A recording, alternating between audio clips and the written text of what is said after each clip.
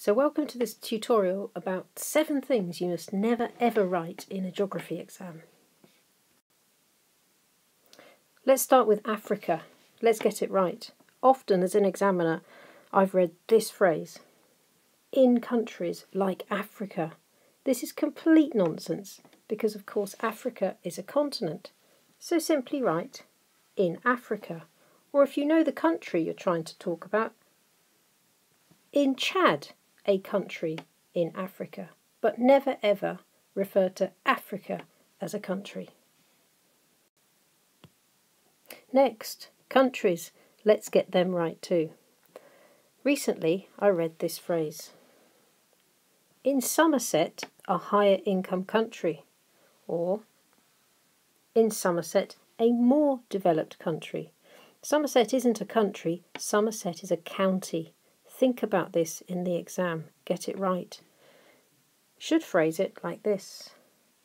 In Somerset, a county in the UK.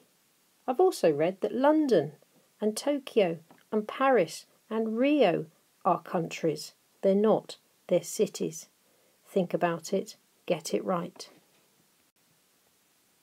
Next, capital letters. Make sure you use them. If you don't, you won't get 3 out of 3 for your spelling, punctuation and grammar. So avoid this. In the UK, there was a flood in 2012. UK stands for United Kingdom. It's a proper noun. Give it capital letters for all countries, all cities, all regions, all counties. Capital letters. Try not to exaggerate. It's very easy under exam conditions to panic and write what you think you know, but it can look desperate, like this. As a result of the flood, earthquake, volcanic eruption, all of the crops were destroyed, so people died. Actually, it's very unlikely that all of the crops will be destroyed. Rephrase it like this. As a result of the flood, or earthquake, or volcanic eruption, some of the crops were destroyed.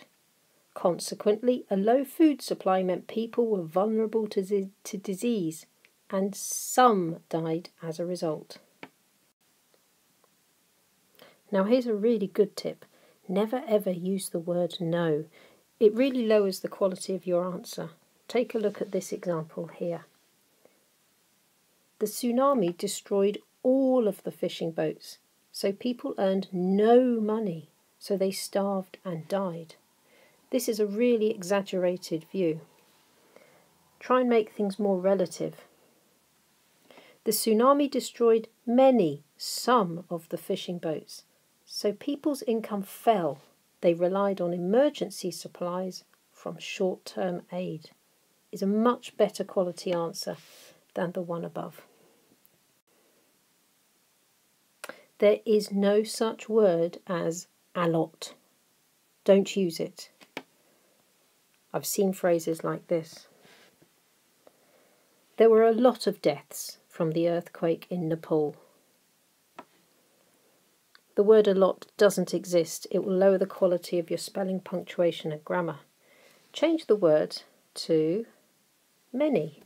There were many deaths from the earthquake in Nepal. Or even better, there were more than 7,500 deaths from the earthquake in Nepal. Raise the quality of your English, raise the quality of your answer. And finally, if you need to make up data because you can't quite remember what the fact was, be realistic because examiners know what looks exaggerated.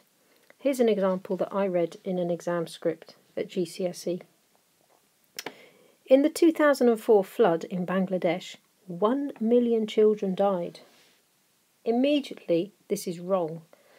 Far too many children died from one flood. This is what the candidate wanted to write. In the 2004 flood in Bangladesh, 1 million children suffered from malnutrition. Learn your facts, learn your data.